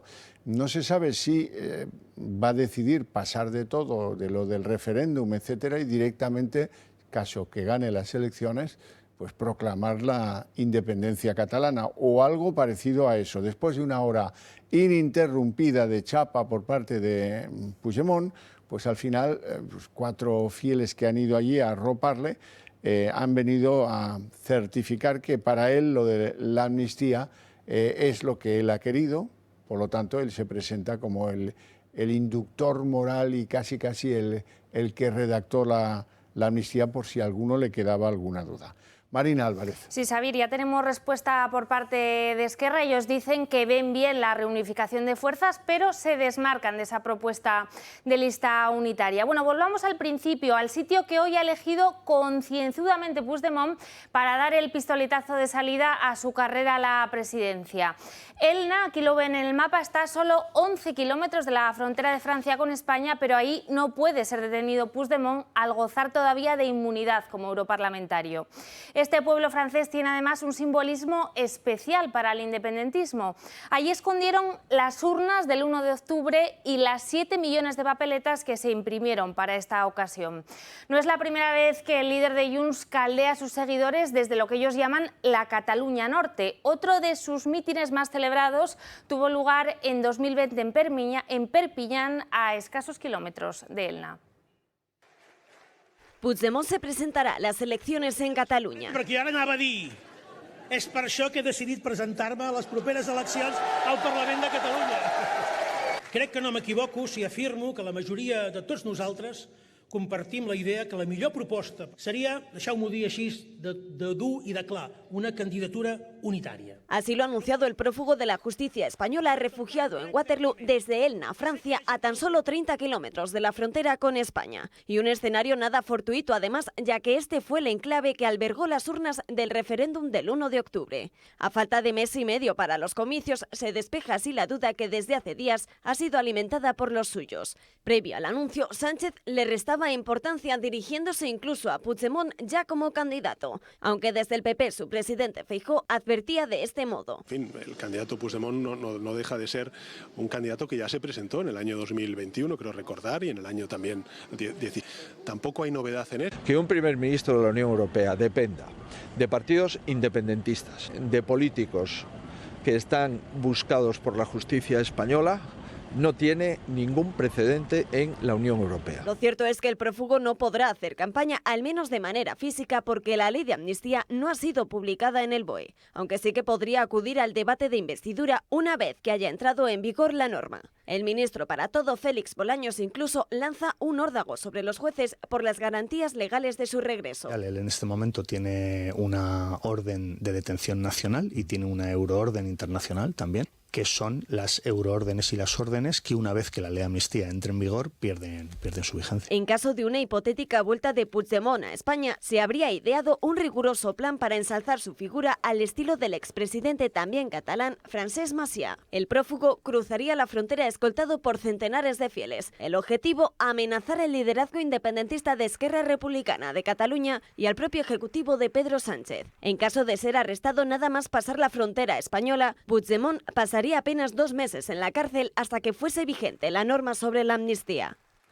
Hoy aparece una encuesta aparentemente fiable del Centro de Estudios Sociológicos Catalán, Centro de Estudios de Opinión se llama.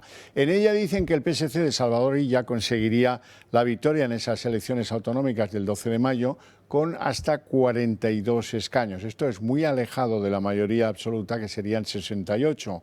Tirando por la horquilla alta, Esquerra Republicana se situaría como segunda fuerza con 32 diputados, seguidos de Junts per Catalunya, que lograría hasta 29. Todo esto antes de comenzar la campaña. Sigo con la encuesta. El Partido Popular obtendría un total de 13 diputados regionales, los mismos que asigna el barómetro catalán a Vox en el Parlamento catalán. Los comunes conseguirían también 13 diputados, mientras que las CUP conseguirían 10 y Ciudadanos se quedaría fuera del Parlamento sin representación. Y hoy hemos conocido un nuevo informe contrario a la amnistía, esta vez del Consejo General del Poder Judicial. Los magistrados alertan de que la norma no tiene encaje en el derecho, es arbitraria y atenta contra la igualdad y la separación de poderes. El informe se ha conocido apenas unas horas después de que los letrados del Senado hablasen también de inconstitucionalidad. Por cierto, que según cuenta hoy el periódico ABC, los letrados del Congreso respaldan también este informe de la Cámara Alta.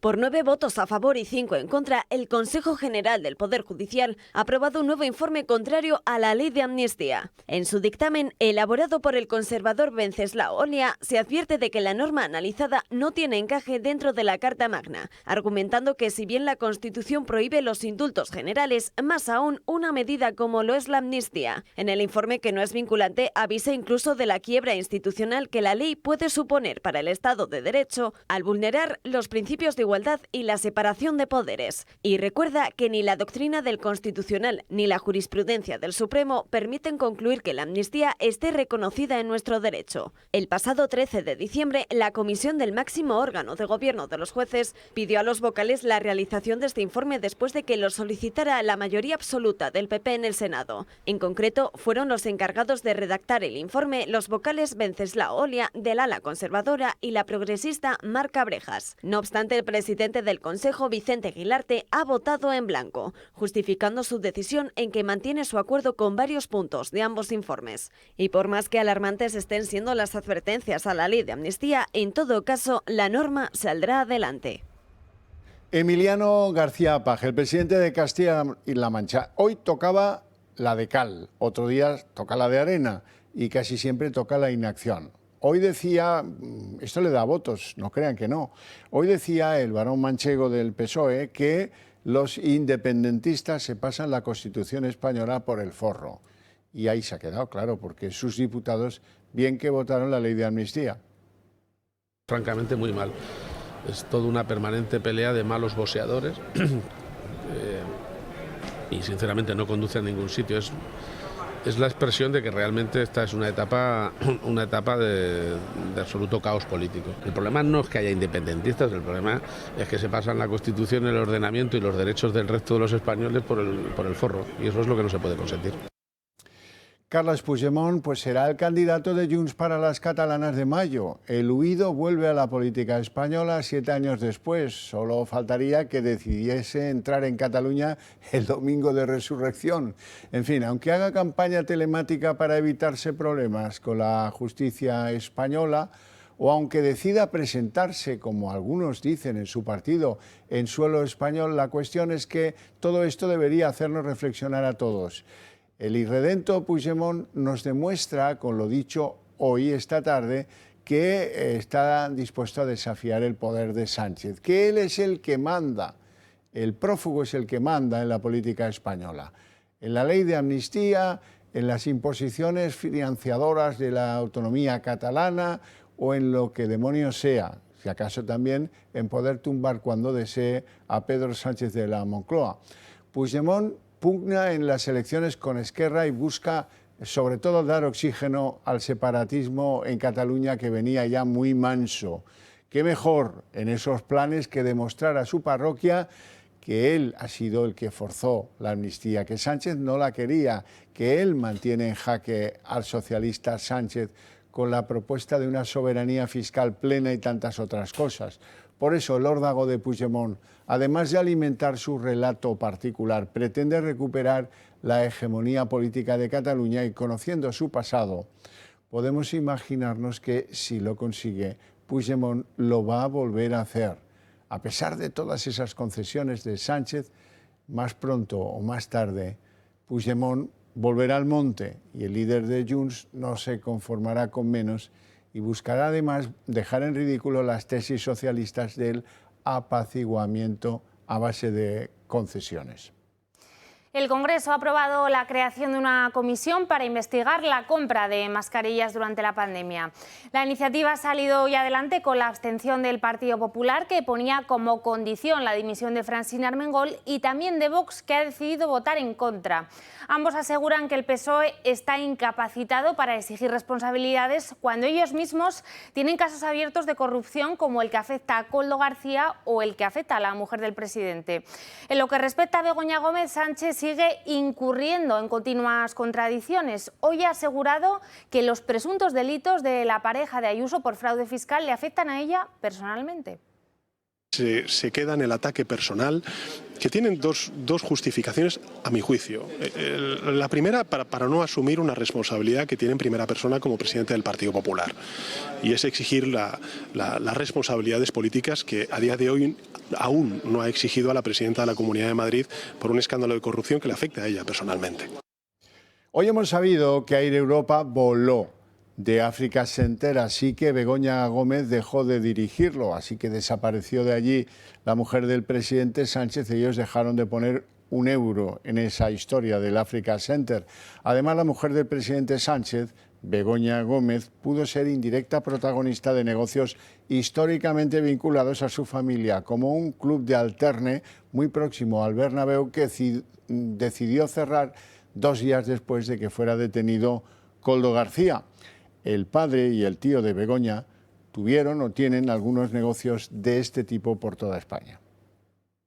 El cierre de un club de alterne 2 días después de estallar el caso Koldo vuelve a situar a la mujer de Pedro Sánchez en el foco de todas las miradas. El local está situado en la Castellana, cerca del Santiago Bernabéu, y según señala The Objective, echó el cierre el pasado 23 de febrero, tan solo 2 días después de que fueran detenidos los principales cabecillas de la trama. Ahora se alquila por 15.000 euros al mes. Lo llamativo de todo esto es que hasta principios de la pasada década era el tío de Begoña Gómez quien regentaba el local, que por cierto no fue el único club que tuvo la familia de Begoña Gómez. Y todo ello sale a la luz cuando aún está reciente la presunta implicación de Gómez en el rescate de Air Europa. Es más, en las últimas horas hemos conocido que Globalia dejó de gastar en el Africa Center tras la salida de la mujer de Pedro Sánchez. Según Voz Populi, el gasto en patrocinios a través de Guacalúa, la empresa fantasma de Globalia con la que se pagaban patrocinios, pasó de invertir 191.000 euros en 2021 a tan solo 2.000 euros en 2022, año en el que se fue la mujer del presidente. Y atención, porque dentro de estos gastos de patrocinio, el gasto en servicios profesionales se desplomó de 159.126 euros en 2021 a 0 euros en 2022. Si echamos la vista atrás, los desequilibrios en las cuentas de Guacalúa se han mantenido en el tiempo. En 2019 facturó 50.000 euros y se gastó en publicidad 200.000 euros. En 2020, más de lo mismo. Guacalúa gastó 284.000 euros y únicamente ingresó 180.000. Y a todo ello hay que añadir que hasta 2022 no tuvo ningún empleado. Las cuentas de la Fundación IE también son reveladoras. Incrementó sus ingresos un 33% entre 2019 y 2022 tras el fichaje de la mujer del presidente. Unos negocios de Begoña Gómez que podrían ser investigados por el Parlamento si finalmente prospera la iniciativa del PP para poner en marcha una comisión específica. Solo unas horas después de que cientos de personas pidieran su dimisión en Génova, Ayuso se ha sometido hoy a una sesión de control en la Asamblea de Madrid. La presidenta ha vuelto a atacar a Sánchez por usar a su pareja para tapar los casos de corrupción de su partido. Respecto al piso que comparte con su novio y que estos días ha estado en el ojo del huracán por las presuntas visitas de varios periodistas, la presidenta ha planteado que sea la comunidad la que le pague una vivienda oficial. Yo llevo viviendo 20 años de alquiler, casi 5 años como presidenta de la Comunidad de Madrid, sufragándome mi casa, no como hace la mayoría de los que tengo enfrente, que es a lo mejor lo que tendría que empezar a hacer el Gobierno de la Comunidad de Madrid, sufragar una vivienda oficial para el presidente. A Sánchez le preocupa dónde duermo porque le quito el sueño. Y es mucho lo que intenta tapar conmigo. Las ayudas millonarias a las empresas de los amigos de su mujer, más de 1.100 millones de euros entre ayudas, créditos y avales, los 40.000 euros al año de los viajes de Begoña Gómez para volar al Africa Center. Sondeo electoral sobre el futuro de las elecciones vascas, ya cada vez más cerquita de la televisión autonómica, que está controlada por el PNV. Dice este sondeo que precisamente el PNV las ganaría, pero con solo 28 escaños, siendo la mayoría absoluta en el Parlamento Vasco de 38 escaños. Bildu se quedaría cerca del PNV con 27 escaños. El Partido Socialista Vasco sería la tercera fuerza con 11 escaños, el PP obtendría 7 escaños, Podemos tendría 2 y Sumar y Vox se quedarían fuera de la Cámara Vasca, según predice este sondeo. Juan Carlos Girauta vuelve a la primera línea política. El periodista y exdiputado de Ciudadanos será el número 3 de Vox en las elecciones europeas, en una lista encabezada por Jorge Buxadé y por Germán Tess. Según los últimos sondeos, Girauta, que irá como independiente, podría conseguir acta, ya que el partido de Abascal podría lograr hasta 6 representantes en Bruselas. Bueno, y en la página de lo que es el Ministerio de Transportes, hoy el Ministerio de Óscar Puente ha cometido un error tremendo, porque arremetía contra las compañías extranjeras que ofrecen billetes más baratos que Renfe, Adif en lo que toca las líneas de alta velocidad. Esas compañías son la francesa Ouigo y la italiana Irio. La respuesta se la daban los propios franceses de Ouigo, que decían hoy que ellos pagan 1.000 millones durante 10 años a Renfe por el uso de sus infraestructuras y que la competencia que hace que los precios bajen en España está amparada por la Unión Europea. Así es que nada que dé razón a Óscar Puente, al ministro de Transportes. El ministro de Transportes, Óscar Puente, ha abierto una nueva polémica. Esta vez ha cargado duramente contra las compañías ferroviarias Irio y Ouigo. Critica que sus bajos precios están arrastrando a Renfe a sufrir malos resultados. Es que las dos compañías que operan en nuestro mercado al margen de Renfe están perdiendo una cantidad de dinero tremenda y lo están perdiendo fundamentalmente por tirar los precios. Y eso está arrastrando también a Renfe en esos malos resultados, ¿no? Puente también ha cargado contra el país galo y se ha quejado de su falta de reciprocidad. Según el ministro, Francia pone trabas a la entrada de Renfe, mientras que la empresa pública francesa disfruta de una posición privilegiada en España. Y Ouigo ha apostado claramente por el dumping de precios. Y sobre todo yo me quejo de eso, por un lado, y me quejo de la falta de reciprocidad, porque nosotros queremos entrar en Francia, entramos en Francia y todo son dificultades, todo son trabas, ¿no? Y eso, claro, es una situación de enorme desigualdad, ¿no? Desde Ouigo restan importancia a las declaraciones del ministro y aseguran que su presencia ha hecho crecer el mercado. Destacan, eso sí, que es la primera vez que les reprochan tener precios bajos. La directora general de la compañía ha recordado que Adif es el otro gran beneficiado de la liberación, ya que abonarán a la empresa 1.000 millones de euros en los próximos 10 años en cumplimiento del acuerdo marco. Y en medio de las acusaciones del ministro, la empresa francesa Ouigo celebra este año su tercer aniversario en España y lo hace expandiendo sus rutas por nuestro país. A partir de junio inaugura parada en Cuenca y en la segunda mitad del año tiene previsto entrar en Andalucía con trayectos hasta Sevilla, Málaga o Córdoba con precios mucho más bajos que Renfe. El ministro de Agricultura, Luis Planas, ha tenido que salir escoltado de un acto en Vitoria ante el lanzamiento de objetos como botellas de varios de los manifestantes que se encontraban allí.